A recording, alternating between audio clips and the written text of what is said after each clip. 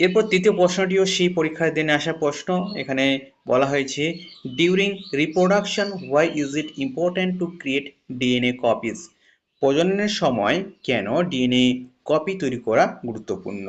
Option A, for blood circulation, রক্ত সঞ্চালনের জন্য। অপশন বি, ফর ডাইজেশন, হজমের জন্য। Option C, for inheritance of traits, বৈশিষ্ট্যের উত্তরাধিকারের জন্য।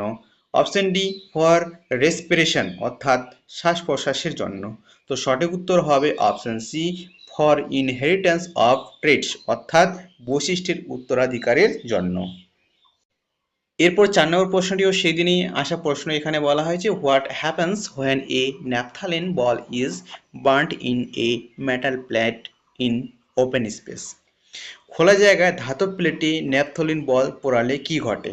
Option A, it burns with a blue flame, এটি নীল শিখায় জ্বলে।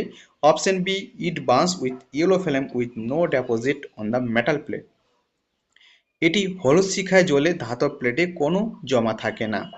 Option C, it burns with a yellow flame with black spot deposited on the metal plate, এটি হলুদ শিখায় জ্বলে ধাতব প্লেটে কালো কালি জমা থাকে। Option D, it burns with a blue flame with black soot deposited on the metal plate, এটি নীল শিখায় জ্বলে এবং ধাতব প্লেটে কালো কালি জমা থাকে। তো সঠিক উত্তর হবে option C, it burns with a yellow flame with black soot deposited on the metal plate. Bangla হচ্ছে, এটি হলুদ শিখায় জ্বলে ধাতব প্লেটে কালো কালি জমা থাকে।